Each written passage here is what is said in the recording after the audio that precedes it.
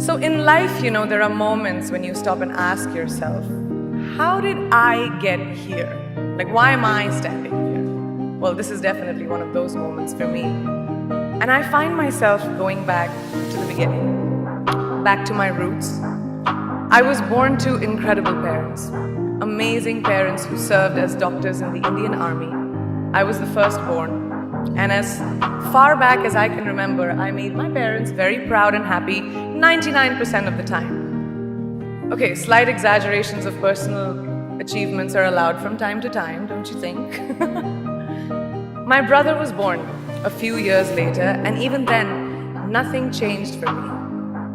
We were both given equal opportunities, and I want to emphasize this. I want to really emphasize this for you because I don't think a lot of people might understand that being equal might seem very normal. But where I come from, India, and a lot of developing countries around the world, more often than not, this is an exception. It's actually a privilege. My first experience of the glaring disparity between boys and girls came at a very, very young age. I grew up in a middle-class family with extremely philanthropic parents who constantly reminded me and my brother how lucky we were and how giving back to those who were less fortunate was not a choice. It was a way of life. Simple. I was 7 or 8 years old when my parents started taking me on these visits in a traveling clinic to developing communities around and villages around the city that we lived in called Bareilly. We were packed into this ambulance and my parents would provide free medical care to people who couldn't afford it. My job at the age of 8 was assistant pharmacist. So I would count all the medicines, put them in an envelope and give it out to patients, and I really took my job very seriously. Very seriously. But the more I went on these expeditions, the more I began to notice the simplest things that distinguished a boy from a girl or a man from a woman. For example, girls were pulled out of school when they hit puberty because they were considered ready for marriage and babies. That's 12 and 13, while boys still enjoyed their childhood. Or basic human rights such as healthcare were denied just because they were women. Let's call this whole experience trigger number 1 for me. Fast forward a few years and many, many triggers in between.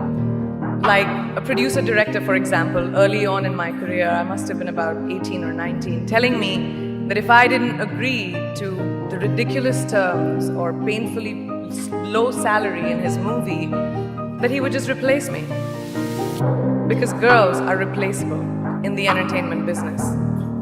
That was a memorable one. Made me decide to make myself irreplaceable. But I think what really moved the needle for me and ultimately led me to create the Priyanka Chopra Foundation for Health and Education and around the same time partner with UNICEF was an encounter with my housekeeper's daughter.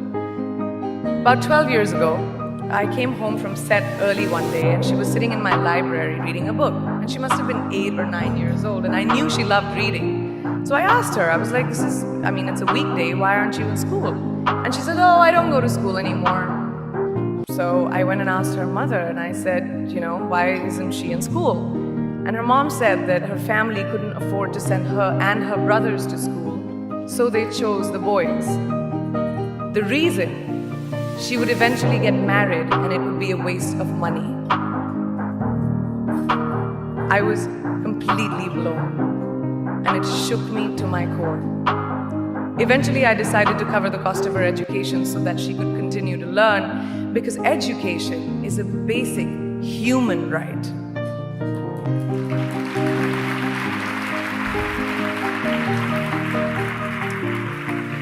And a huge necessity, especially today. From that point on, I was determined to make a difference in as many children's lives as I could, in whatever big or small way that I could contribute. There's a really, really beautiful quote that I read recently, and I think it's absolutely appropriate to explain what I'm trying to say today. The hand that rocks the cradle, the procreator, the mother of tomorrow, a woman shapes the destiny of civilization. Such is the tragic irony of fate that a beautiful creation such as a girl child is today one of the gravest concerns facing humanity. girls have the power to change the world. It is a fact, and yet today, girls are more likely than boys never to set foot in a classroom, despite of all the efforts and progress made over the last 2 decades. I'm just going to give you a stat, more than 15 million girls of primary school age will never learn how to read or write compared to 10 million boys. Primary school, it's the beginning of our future. Over the last 11 years, I have witnessed firsthand the incredible work that UNICEF does for children around the world, especially victims and survivors of child marriage, displacement, war, sexual violence. But there is still so much work to do. And for me, that is the fuel to my fire.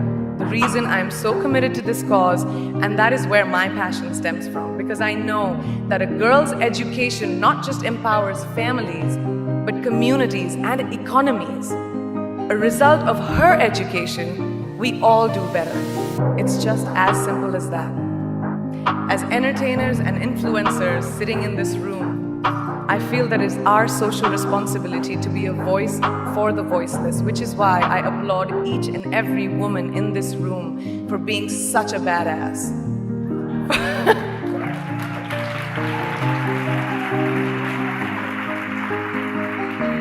For using your platform and your voice to contribute to change, and for ensuring that there is not even one lost generation as long as we are alive.